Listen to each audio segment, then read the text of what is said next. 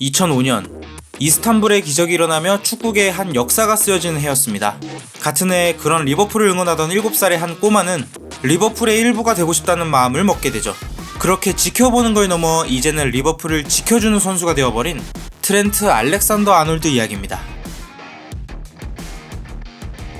사실 아놀드와 리버풀의 만남은 서로에게 행운이었습니다. 잉글랜드 리버풀 출신인 아놀드는 형제들과 축구하는 걸 굉장히 좋아했고 비가 오나 눈이 오나 축구 생각뿐이었다고 합니다.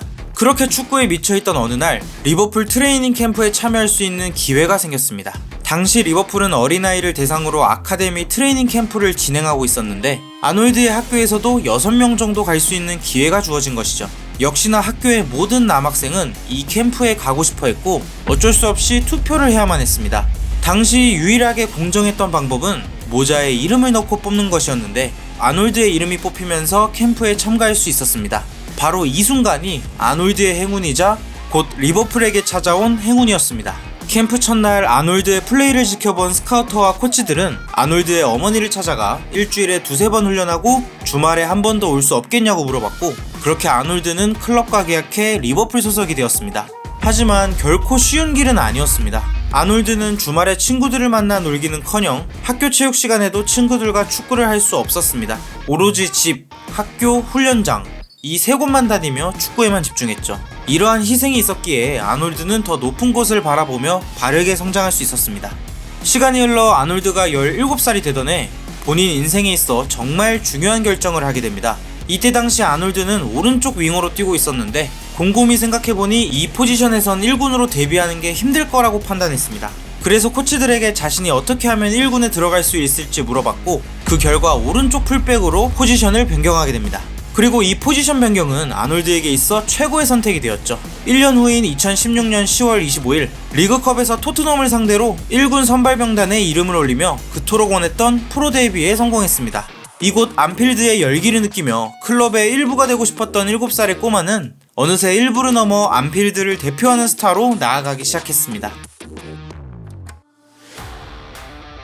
16-17 시즌 당시 리버풀의 오른쪽 풀백 주전은 나다니엘 클라인이었습니다. 하지만 여기 2017년 1월 15일에 있었던 맨유와의 경기에는 출전하지 않았는데요. 동시에 아놀드에게 있어 이날은 첫 프로 데뷔를 했던 날만큼 더 놀라운 일이 펼쳐졌습니다. 맨유전 킥오프 3시간 전 클롭 감독은 아놀드에게 다가와 한마디를 툭 던집니다. 준비됐어? 그 말을 듣고 당황스러워 아무 말도 못하고 있던 아놀드에게 클롭 감독은 다시 한번 너도 여기에 낄래? 라고 재차 물었고 아놀드는 바로 네 라고 대답했습니다. 그리고 클롭 감독은 좋아 오늘부터 시작하자 라는 말을 끝으로 프리미어리그 그것도 맨유전 선발 명단에 아놀드의 이름을 적었습니다. 그리고 좋은 의미의 충격을 받은 아놀드는 곧바로 방으로 돌아가 어머니에게 이 소식을 전했고 바로 환희의 눈물을 흘리셨다고 합니다. 이후 아놀드는 유럽 최고의 풀백으로 성장하며 리버풀을 정상으로 이끌기 시작합니다. 17-18 시즌 챔피언스 리그에서 비록 준우승을 하긴 했지만 아놀드의 플레이는 다음 시즌을 더 기대하게 만들었습니다. 그리고 다음 시즌 챔피언스 리그도 4강까지 진출하게 되는데 상대는 메시가 이끄는 바르셀로나였습니다. 그렇게 시작된 4강 1차전에서 리버풀은 0-3으로 패배하고 말았고 리버풀이 결승에 올라가기 위해선 2차전에서 최소 4골이 필요했습니다. 하지만 아놀드는 더 이상 잃을 게 없다라는 마인드로 2차전에 임했고 그 결과 날카로운 크로스와 재치있는 코너킥으로 2개의 어시스트를 기록하며 팀은 4-0으로 대역전승을 거두게 됩니다. 이스탄불의 기적에 이은 안필드의 기적으로 기세를 탄 리버풀은 결승전에서 토트넘을 잡고 14년 만에 챔피언스리그 우승을 차지했습니다. 물론 챔피언스리그를 우승한 건 기쁜 일이었지만 리버풀은 프리미어리그 출범 이후 리그 우승을 한 번도 하지 못했었는데요. 이 시즌에 리그까지 우승할 적기였지만 아쉽게도 승점 1점이 밀리며 우승 문턱 앞에서 좌절하고 말았습니다. 하지만 데자뷰처럼 다음 시즌에 아놀드는 리그 전 경기에 출장하며 13개의 어시스트를 기록했고 리버풀을 30년 만에 리그 우승으로 이끌었습니다. 아놀드는 이제 리버풀에 없어선 안 될 핵심 선수가 되었고 나이는 아직 21살에 불과했습니다.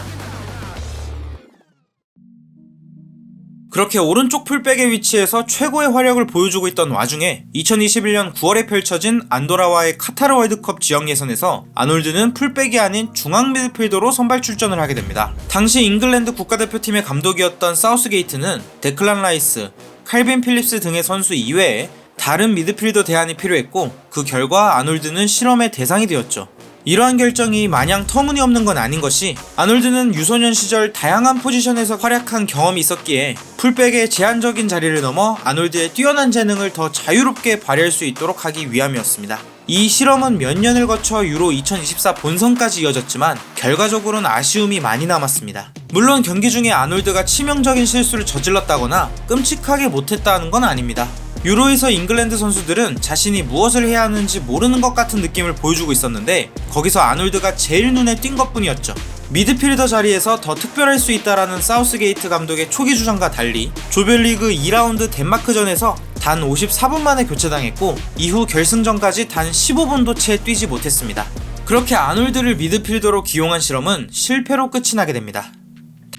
다시 돌아와 2021년 안도라전 이후 미드필더로 뛰고 있는 아놀드의 모습을 보며 클롭 감독은 세계 최고의 오른쪽 풀백을 왜 미드필더로 만드냐며 이해할 수 없다는 의견을 표출하기도 했는데요. 하지만 이런 클롭 감독도 어느샌가 아놀드를 미드필더로도 기용하는 전술의 변화를 보여주게 되는데, 과연 무슨 일이 있었던 걸까요?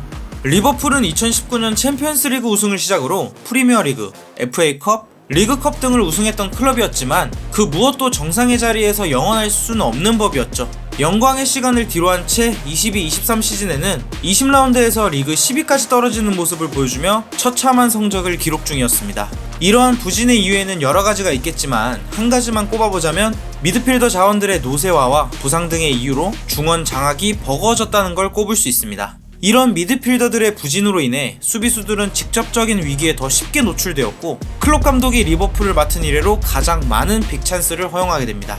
리버풀은 반드시 변화가 필요했고 그 중심에는 아놀드가 있었습니다. 물론 아놀드는 시즌을 거쳐오면서 점차 자신의 활동 영역을 중앙 쪽으로도 넓혀가고 있었지만, 클롭 감독은 2023년 4월 아스날전부터 아놀드에게 새로운 역할을 부여하기 시작했습니다.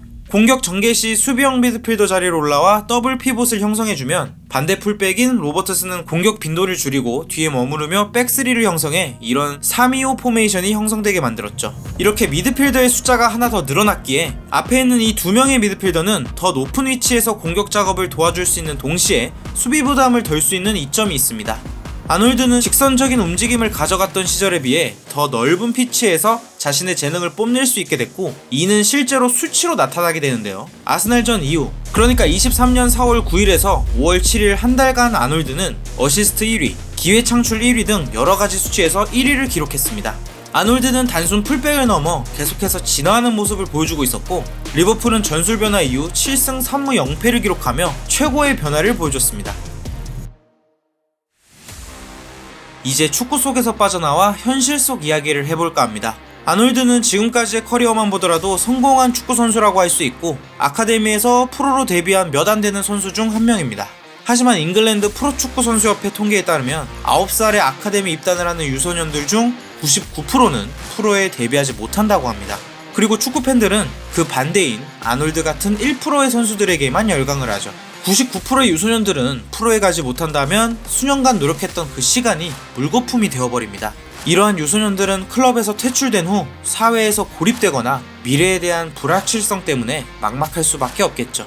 아놀드는 이러한 문제의 심각성을 인지하고 더 애프터 아카데미를 만들었습니다.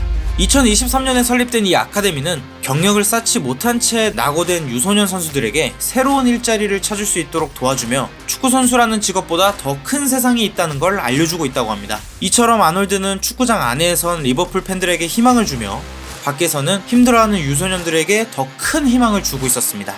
경기장 안팎으로 자신의 긍정적인 영향을 뿜어내는 이 선수는 과연 스티븐 제라드의 뒤를 이어 리버풀의 새로운 아이콘이 될 수 있을까요? 지금까지 트렌트 알렉산더 아놀드 이야기였습니다.